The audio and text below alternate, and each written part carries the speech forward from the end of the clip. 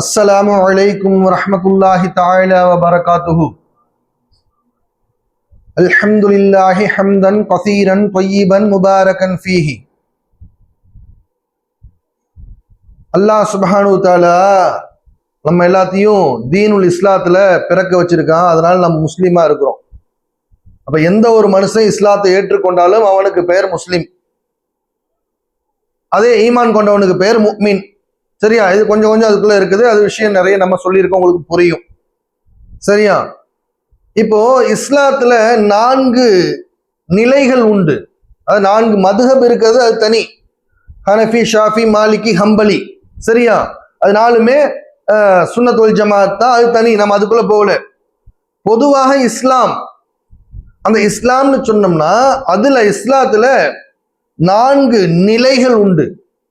முதலாவது ஷரியத், இரண்டாவது தரீகத், மூன்றாவது ஹகீகத், நான்காவது மஅரிஃபத். இந்த ஷரியத் அப்படிங்கிறது பொதுவாக எல்லா முஸ்லிம்களும் அடிப்படையாக கட்டாயமாக தெரிந்து கொண்டு அதன்படி வாழ வேண்டிய சட்ட திட்டங்களை சொல்லி தந்து அதன் மூலமாக அதனுடைய அந்த சட்டத்திட்டங்களை கடைபிடித்து வாழ்ற வாழ்க்கை முறை இருக்கு இல்லையா, இது ஷரியத்துடையது. இந்த ஷரியத்துடைய விஷயங்களை, அறிவை, ஞானத்தை மக்களுக்கு போதிக்கக்கூடியவர்கள் உலமாக்கள், ஆலிம்கள். இவங்களை தான் நம்ம ஆலிம்கள் சொல்றோம். பள்ளிவாசல்கள் இமாம்களாகவும் மதரசாக்கள் முதர்ரிஸ்களாகவும் இருக்காங்க இல்லையா, இவர்கள் ஷரியத்தை போதிக்கக்கூடிய ஆசான்கள். சரியா? ஷரியத் அப்படின்னு என்னது? நம்ம ஏற்கனவே சொன்ன தீனுடைய அந்த மார்க்க சட்டத்திட்டங்கள். சரியா? கட்டாயமா ஒரு மனுஷன் முஸ்லீமா இருக்கணும்னா, ஈமான்தாரியா இருக்கணும்னா அவரு அதெல்லாம் தெரிஞ்சுக்கிட்டு, ஷரியத்துடைய சட்டத்திட்டங்களை தெரிஞ்சுக்கிட்டு அதன்படி அவர் என்ன பண்ணணும்? வாழணும். அந்த ஷரியத்துக்கு உட்பட்டு வாழணும். என்னென்ன கடமைகள் செய்யணும், என்னென்ன ஆகுமாக்கப்பட்டவை எவை, ஹராமாக்கப்பட்டவை எவை, ஹலால் என்ன, ஹராம் என்ன, ஹலால எதெல்லாம் ஃபர்லு, எது வாஜிபு, எது சுன்னத்து, அந்த சுன்னத்துல எது சுன்னத்து முஅக்கதா, சுன்னத்து கைர முஅக்கதா, இதெல்லாம் நஃபிலு, எதெல்லாம் ஹராம், எதெல்லாம் ஹலால். ஹராம்ல மக்ரூஹ் தஞ்சி, மக்ரூஹ் தஹ்ரீம், மக்ரூஹ் தஹ்லீம்னு 2 இருக்கு. சரியா? இப்ப இது போல இருக்கக்கூடிய சட்டத்திட்டங்கள் எல்லாம் சொல்லி தரக்கூடியவங்க யாரு? ஆலிம்கள், ஷரியத்துடைய உலமாக்கள். சரியா? சரி, இதெல்லாம் தெரிஞ்சு ஒரு மனுஷன் இதன்படி வாழ்ந்தான்னா அவன் அதிகபட்சமாக சுவனத்தை அடைய முடியும். அதாவது சொர்க்கத்தை அடைய முடியும் மறுமையில. சரியா? இது முழுக்க 100% அவர் ஃபாலோ பண்ணணும். சரியா? இது இஸ்லாத்தினுடைய த பேஸ், அதாவது லீஸ்ட். அட்லீஸ்ட் மக்களே, முஸ்லிம்களே, நீங்கள் இந்த அளவுக்காவது என்ன பண்ணுங்க, இஸ்லாத்தினுடைய சட்டத்திட்டங்களை கடைபிடிச்சு இஸ்லாமியர்களாக வாழ்ந்து மறுமையில் சொர்க்கத்தை, சுவனத்தை அடையுங்கள்னு அல்லாஹ் சுப்ஹானஹு வ தஆலா முஸ்லிம்களுக்கு கொடுத்திருக்கக்கூடிய ஒரு வாய்ப்பு. ஆனா அல்லாஹ் சுப்ஹானஹு வ தஆலா இதுக்காகத்தான் மனுஷனை படைச்சு நீங்க எல்லாருமே ஷரியத்துக்கு உட்பட்டு மட்டும் இருங்க அப்படின்னு சொல்லல. அதுக்காகவும் அல்லாஹ் படைக்கல. அல்லாஹ்வுடைய நோக்கமே வேற. சரியா? அது பல தடவை உங்களுக்கு நம்ம பாடத்துல சொல்லியிருக்கோம் இல்லையா? அது இன்ஷா அல்லாஹ் சிலதை இப்ப கொஞ்சம் கொஞ்சமா ரெக்கார்ட் பண்ணிட்டு இருக்கிறது. அதுலயும் சிலது இலைமறைக்காயா பல விஷயங்கள் சொல்லப்பட்டிருக்கும். சரியா? ஏன் ஷரியத்தை வெளிப்படையா அத்தனையும் சொல்லலாம், ஆனா தரீக்கத்தை கூட ஓரளவுக்கு சொல்லலாம். அதை தாண்டி ஹக்கீகத், மஅரிஃபத் அப்படிங்கிறத என்ன பண்ண முடியாது, வெளிப்படையாக அனைவருக்கும் கற்றுத்தர முடியாது. ஏன்? ஹஜரத் அபூ ஹுரைரா ரலியல்லாஹு தஆலா அன்ஹு அவங்க சொன்ன ஒரு ஹதீஸ் புகாரி ஷரீஃப்ல பதிவாயிருக்குது. நபி ஸல்லல்லாஹு அலைஹி வஸல்லம் அவர்களிடம் இருந்து நான் 2 வகையான கல்விகளை கற்றுக்கொண்டேன். சொல்றவங்க யாரு? ஹஜ்ரத் அபூ ஹுரைரா ரலியல்லாஹு தஆலா அன்ஹு. அவங்க சொன்ன வார்த்தை என்ன? நபி ஸல்லல்லாஹு அலைஹி வஸல்லம் அவரிடமிருந்து நான் 2 வகையான கல்வி ஞானங்களை கற்றுக்கொண்டேன். 2ல் ஒன்றை மக்களுக்கு பரப்பி விட்டேன். அதாவது பகிரங்க மக்களுக்கு என்ன பண்ணிட்டேன், நான் எத்தி வச்சிட்டேன், சொல்லிட்டேன். இன்னொன்றை சொல்லி இருந்தால், அதாவது பரப்பி இருந்தால் என் அடித்தொண்டை வெட்டப்பட்டிருக்கணும். யார் சொன்னாங்க? ஹஜ்ரத் அபூ ஹுரைரா ரலியல்லாஹு தஆலா அன்ஹு சொல்றாங்க. அப்படி என்னப்பா தப்பான விஷயமா? அவங்க கத்துக்கிட்டது கல்விதான்னு சொல்லிட்டாங்களா அந்த ஹதீஸ்லயே. 2வது யார்கிட்ட இருந்து கத்துக்கிட்டாங்க? நபி ஸல்லல்லாஹு அலைஹி வஸல்லம் கத்துக்கிட்டேன்னு சொல்றாங்க. அப்போ அந்த கல்வியை வெளியே சொன்னா அவங்களுக்கு மரண தண்டனை கொடுக்கப்படக்கூடிய அளவுக்கு இருக்குதுன்னு சொன்னா அப்ப அது என்ன கல்வி? கல்வி தானே, வேற எது கெட்ட செயல் அல்லவே. ஹதீஸ்ல தெளிவாக தானே பதிவு செய்யப்பட்டிருக்குது. அப்போ அந்த இரண்டாவது வகையான கல்விதான் ஞானம், இறை ஞானம், மஅரிஃபத். சரியா? அந்த மஅரிஃபத்துடைய ஞானம். அப்ப அது பகிரங்கமாக எல்லா மக்களுக்கும் சொல்லித்தரப்படல. நபி ஸல்லல்லாஹு அலைஹி வஸல்லம் அவர்களே சஹாபாக்கள் எல்லாருக்கும் சொல்லித்தரல. அஸ்ஹாபு சுஃபா, அந்த திண்ணை தோழர்கள் சொல்றோம் இல்லையா, அவர்களுக்கு தான் என்ன பண்ணாங்க, அது அதிகமாக போதிச்சாங்க. சோ அந்த அடிப்படையில இஸ்லாத்துல ஷரியத், தரீகத், ஹகீகத், மஅரிஃபத் இருக்கு இல்லையா. இப்போ இந்த மஅரிஃபத் அப்படிங்கிறது நம்ம இறை ஞானம்னு சொன்னோம் இல்லையா. இந்த அபூபக்கர் ஷிப்லி ரஹ்மத்துல்லாஹி அலைஹி, ஹபீப் அஜமி, ஜுனைதுல் பக்தாதி, இவங்களுடைய இதெல்லாம் வரலாறு எல்லாம் பாத்தீங்கன்னா சொல்லுவோம் இல்லையா, எப்படி அவங்க அந்த நிலையை அடைந்தார்கள், வலியுல்லாங்கிற அந்த இறை நேசருங்க அந்த ஸ்தானத்தை அடையிறதுக்கு அவங்க எப்படி எல்லாம் முயற்சி செஞ்சாங்க, அது எந்த அடிப்படையில் அவங்க அடைஞ்சாங்கன்னு சொல்லியிருப்போம். அப்போ அல்லாஹ்வும் குர்ஆன்ல சம்பந்தமா நிறைய சொல்லியிருக்கிறான். அல்லாஹ் ஒரு மனிதனுக்கு நேர்வழி காட்டணும்னா அவருக்கு நிச்சயமாக ஒரு வலிய முர்ஷிதாவை அவர் பெற்றுக்கொள்வான்னு அல்லாஹ்வே குர்ஆன்ல டிக்ளேர் பண்ணியிருக்கிறான். எப்படி? நேரடியா சொல்லாம மறைமுகமா. அதாவது அல்லாஹ் யாரை வழிகேட்டில் விட்டுவிட நாடி விட்டானோ அவரை நேர்வழிப்படுத்தக்கூடிய, அவருக்கு நேர்வழி காட்டக்கூடிய வலிய முர்ஷிதாவை அவர் பெற்றுக்கொள்ளவே மாட்டான். அல்லாஹ் சுப்ஹானஹு வ தஆலா சூரத்துல் கஹ்ஃப்ல சொல்லியிருப்பான்.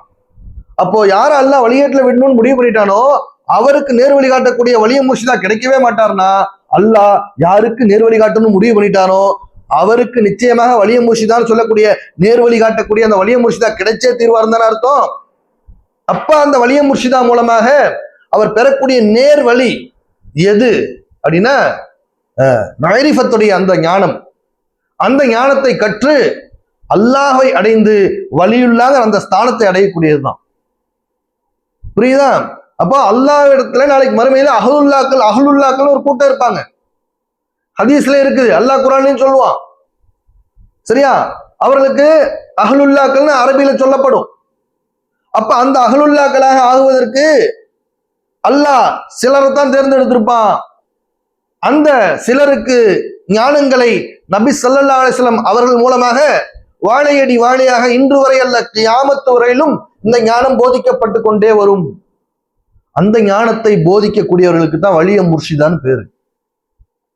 அவரைத்தான் நம்ம என்ன பண்றோம், தரீகாக்கள ஷேகுமார்கள் சொல்றோம் இல்லையா, அவங்க. அப்போ ஒரு மனுஷன் ஷரியத்தை முழுமையாக 100% பேண வேண்டும். ஷரியத்துல ஒரே ஒரு இம்மி சருகுனாலும் அவர் என்ன முடியாது, அவ்வளவுதான், ஈமான் பறி போயிடும், பெரும் பாவத்துல சிக்கிடுவாரு. அப்புறம் எங்க போய் அவர் தரீகத்து, ஹகீகத், மஅரிஃபத்ல போறது? அப்ப ஷரியத்தை 100% ஒரு மனிதன் ஃபாலோ செய்யணும், அதில் மாற்று கருத்தே இல்லை. ஆனால் அத்துடன் இஸ்லாம் நின்று விடவில்லை, அதன் பிறகுதான் ஆரம்பிக்குது. சரியா? அதன் பிறகுதான் இஸ்லாமே ஆரம்பிக்குது. இஸ்லாத்துடைய உச்சம் மஅரிஃபத். அந்த மஅரிஃபத்தை முழுமையாக கற்று தேர்ந்து அல்லாஹ்வுடைய நேசனாக அவர் ஆகும்போது அவர் அடையக்கூடிய பரிசு விலாயத். சரியா? அந்த விலாயத்தை அடைந்தவருக்கு தான் வலியுல்லாஹ்னு பேரு. ஆண்களாக இருந்தால், பெண்களாக இருந்தால் வலியத்துல்லா. பொதுவாக மொத்தமாக பன்மையில சொல்லும்போது அவுலியாக்கள், அவுலியா அல்லாஹி. சரியா? அப்போ அந்த நிலையை ஒவ்வொரு மனுஷனும் அடையறதுக்கு முயற்சி செய்யணும். ஆனாலும் அத்தனை பேர் அடையறதுக்கு முயற்சி செஞ்சாலும் அல்லாஹ் தான் நாடியவருக்கு தான் அதுல நசீபை கொடுப்பான். அப்பதான் அவங்க அதுல நிலைச்சிருந்து அதை அடைந்து அல்லாஹுடைய அவுலியாக்களாக, அல்லாஹுடைய நேசராக ஆக முடியும். சரி, இப்ப அல்லாஹுடைய நேசராகணும் இதுக்குள்ள நம்ம போவேன்னா, நம்ம வேற ஒரு விஷயம் சொல்ல வந்தேன், அது மட்டும் சொல்லிட்டு முடிச்சுக்கலாம். அல்லாஹுடைய நேசராக ஆகணும்னு சொன்னா அவர் முதல்ல ஒரு ஷேக் இடத்துல பையத் ஆகணும். அதாவது ஷரியத்தை போதித்தரக்கூடிய கற்றுத்தரக்கூடிய ஆலிம்கள், உலமாக்கள், அவங்க என்ன சொல்லுவோம், முதர்ரிஸ், ஆலிம், இமாம்னு சொல்லுவோம் இல்லையா. ஓகே, இதுவே ஞான பாதையில பயணித்து ஞான கல்வி பயின்று, ஏன்னா அல்லாஹ் குர்ஆன்லயே இல்முன்னு சொல்லுவான், ஹிக்மத்துன்னு சொல்லுவான். சரியா? நபி ஸல்லல்லாஹு அலைஹி வஸல்லம் அல்லாஹ் இதுக்காக தான் அனுப்புன, வேதத்தை கற்றுக் கொடுத்து அதுல ஞானத்தையும் கற்றுக் கொடுத்து ஹிக்மத்துங்கிற வார்த்தையை அல்லாஹ் பயன்படுத்தியிருப்பான் தொடர்ச்சியாக. ரெண்டு ஒரே அர்த்தம்னா அல்லாஹ் அப்படி பயன்படுத்தியிருக்க மாட்டான். அப்போ அந்த ஞானத்தை, வேதத்தை கற்றுக் கொடுப்பவர்கள் ஆலிம்கள், உலமாக்கள், அதில் உள்ள ஞானத்தை கற்றுக் கொடுப்பவர்கள் வலிய முர்ஷிதாக்கள், ஷேகுமார்கள். சரியா? ஆனா இதுல இன்னைக்கு நிறைய ஷேகுமார்கள் சொல்லிட்டு பொய்யான, சரியா, அல்லது முழுமையடையாத சிலர் இருக்கத்தான் செய்யறாங்க. சரியா, எல்லாரும் சொல்ல ஒரு சிலர் இருக்கத்தான் செய்யறாங்க. அப்ப அதையும் ஒரு மனுஷன் என்ன பண்ணும், தெளிவா தெரிஞ்சுதான் உண்மையான ஒரு ஷேகடத்துல, காமிலான ஷேகடத்துல தான் என்ன ஆகணும், பையத்தாகணும். போலியான ஷேகடத்துல ஒருத்தன் பையத்தாயிட்டான்னு சொன்னா வாழ்நாள்ல இவருடைய உழைப்புகளை அவர் என்ன பண்ணுவாரு, கபலீகரம் பண்ணிக்குவாரு. இவரிடத்துல மிகப்பெரிய சுரண்டல் நடக்கும். இவர் கடைசியில் தான் நேர்வழியில் இருக்கதான் நினைச்சுட்டே இருப்பாரு. ஆனா இவருக்கான கூலி அல்லாஹ் தந்துருவான். ஆனா அவர் ஏமாற்றினவருக்கு நாளைக்கு அல்லாஹ் நரகப்படுகொலியை தயாரா வச்சிருப்பான். சரியா, அப்படி அல்லாஹ் பயந்தவங்க அப்படி செய்யவே மாட்டாங்க. ஆனால் நீ செய்றாங்க, நம்ம அதுக்குள்ள போக வேண்டாம்.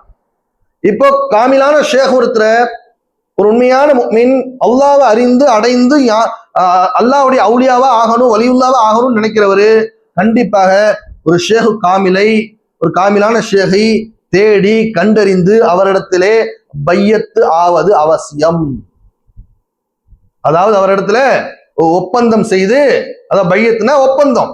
சரியா, எது அதுக்குள்ள நிறைய இருக்குது. அப்ப பையத் வெளிப்படையா பையத்துன்னு சொல்லுவாங்க. அப்ப இந்த பையத்து செய்து அதன் மூலமாக அதன் பிறகுதான் அவர் என்ன பண்ணுவாரு, அந்த ஞானத்தையே கற்றுக் கொடுப்பார். அந்த ஞானத்தை கற்ற பிறகு அதன்படி அவன் அமல் செய்து பின்னாடி அல்லாஹ்வுடைய நேசராக அந்த மாணவர் ஆவாரு. அந்த பையத் ஆனவருக்கு பெயர் முரீத். அவருக்கு பேர் தான் முரீதுன்னு இஸ்லாத்துல சொல்லப்படும். சரியா, இப்போ இந்த முரீத் ஆகிறதுக்கு என்ன வேணும்னு சொன்னோம், ஒரு ஷேக், காமிலான ஷேக், கள்ள ஷேக் அல்ல. சரியா, போலியான ஷேக் அல்ல, உண்மையான அல்லாஹுடைய ஞானத்தை அறிந்து அல்லாஹ்வால் தேர்ந்தெடுக்கப்பட்டு அல்லாஹ்வால் அவருக்கு ஞானங்களை கொடுக்கப்பட்டு அதன் மூலமாக அவர் தன்னுடைய மாணவ செல்வங்களுக்கு ஞானத்தை கற்றுக் கொடுத்து அவுலியாக்களை உருவாக்கக்கூடியவராக இருக்கணும்.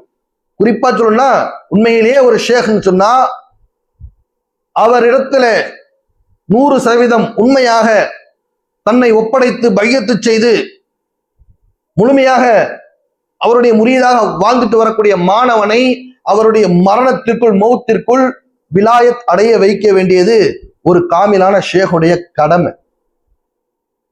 சரியா, இதெல்லாம் இன்னைக்கு நிறைய கேள்விக்குறியா இருந்துட்டு இருக்கு. சோ நம்ம அதுக்குள்ள போகல. ஓகேவா, அப்படி செஞ்சாதான் அவர் காமிலான ஷேக். சரியா, அப்போ ஒரு வலியுல்லாவால தான் இன்னொருத்தரை வலியுல்லா ஆக்க முடியும். அப்படிதானே? அப்போ தரீக்கத்துடைய விஷயத்துல அது செகண்ட் கிரேட் தானே. இப்போ நாம சொல்லிட்டு இருக்கிறது மாரிஃபத்துடையது. சரியா, சரி, ஹைர். இப்போ ஒரு சின்ன சம்பவம்.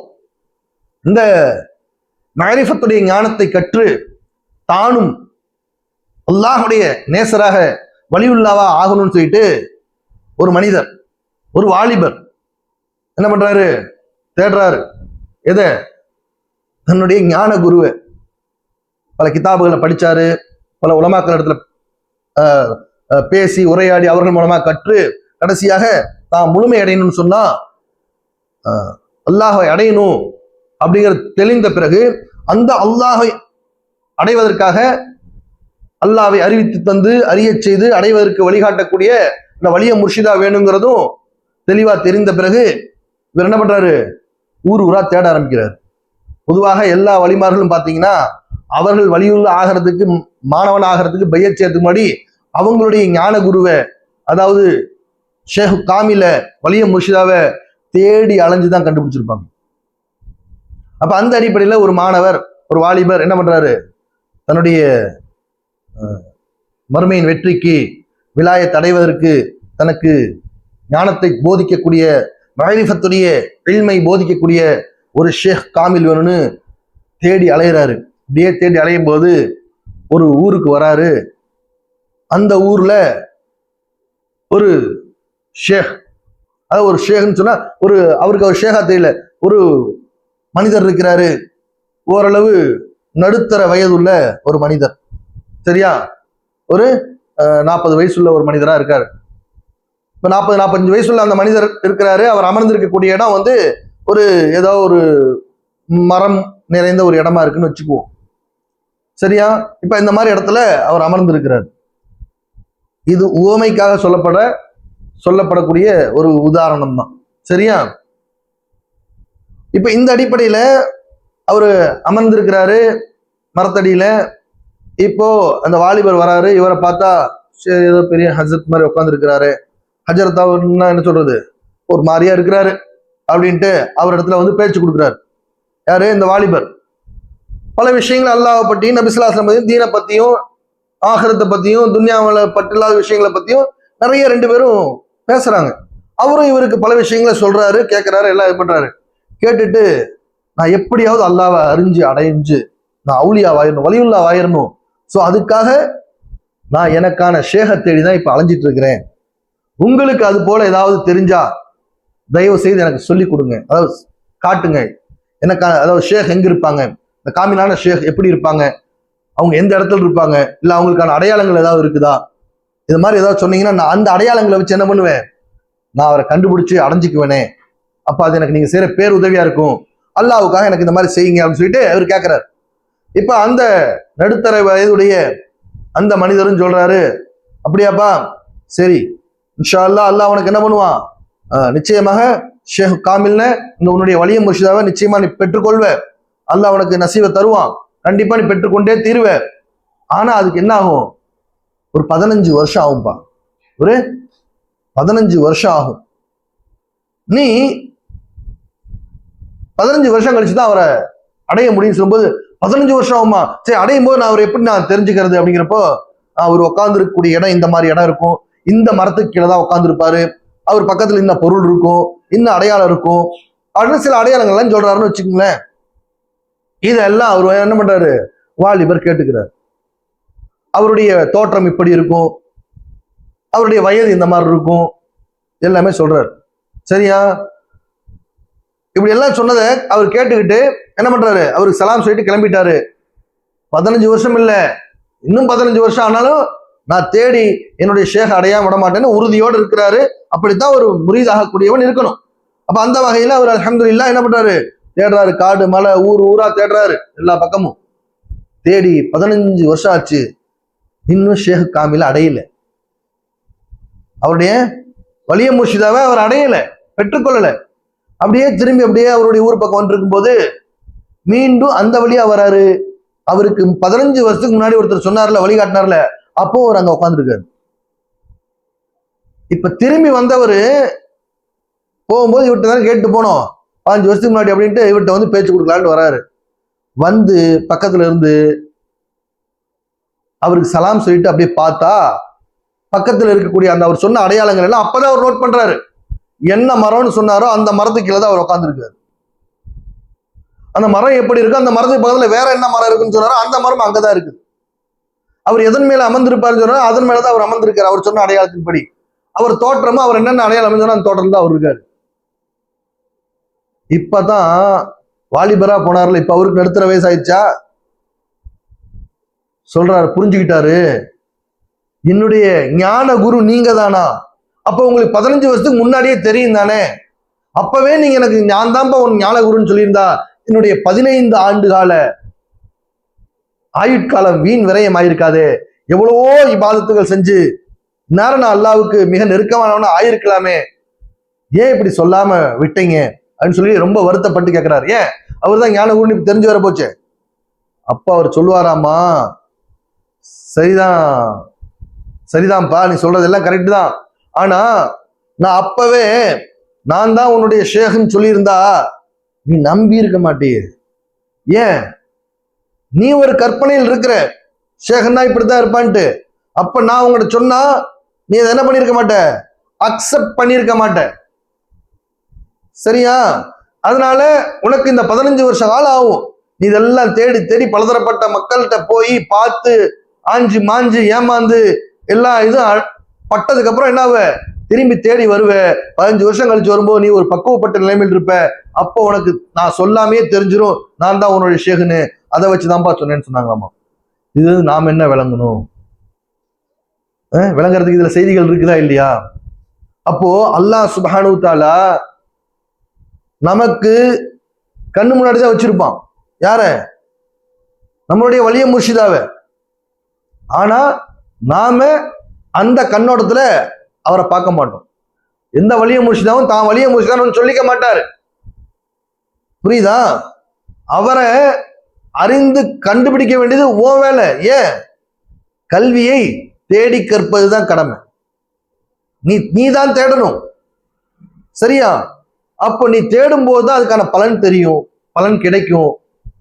நீ தேடாமல், நீ சிரமப்படாமல், நீ முயற்சி செய்யாமல் எது ஒன்று கிடைத்தாலும் அதன் மீது மகத்துவம் உனக்கு தெரியாமல் போயிடும். அதனுடைய மகத்துவம் உனக்கு தெரியாம போயிருந்தானே. உலகத்தினுடைய அற்ப பொருளுக்கே அப்படிதாங்கிறப்போ விலை மதிக்க முடியாத விலாயத்தையே பெற்றுத்தரக்கூடிய ஞானத்தை, அந்த மஹரிஃபத்துடைய இல்மை போதிக்கக்கூடிய உன்னுடைய வலிய முர்ஷிதாவை சிரமப்படாம நீ எப்படி பெற்றுக்கொள்ள முடியும்?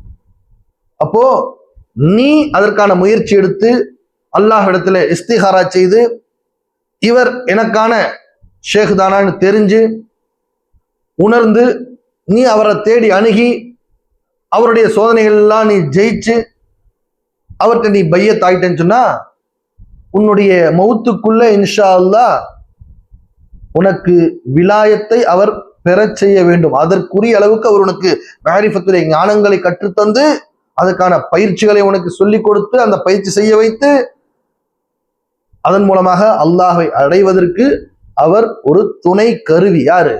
வலிய முர்ஷிதா. சரியா? அப்படி இருக்கக்கூடிய ஒரு வலிய முர்ஷிதாவை தேடி அடைவது ஒவ்வொரு மனிதன் மேல, அதாவது முஸ்லிமான முஃமினான ஆண்கள் மேல பெண்கள் மேலேயும் கடமை. எப்போ நீ அவுலியாவாகணும்னு நினைக்கிறியோ அப்போ. அந்த அடிப்படையில அல்லாஹ் சுப்ஹானஹு தஆலா நமக்கும் நம்முடைய மனைவி மக்களுக்கும் நம்முடைய குடும்பத்தினர்களுக்கும் நம்முடைய சந்ததிகளுக்கும் என்னுடைய மாணவ செல்வங்கள் அனைவருக்கும் அல்லாஹை அறிந்து அடைந்து அவனுடைய அவுலியாக்களாக வாழ்வாங்கு வாழ்வதற்கு அல்லாஹ் தௌஃபீக் செய்வானாக. அஸ்ஸலாமு அலைக்கும் வரஹ்மத்துல்லாஹி தஆலா வபரகாத்துஹு.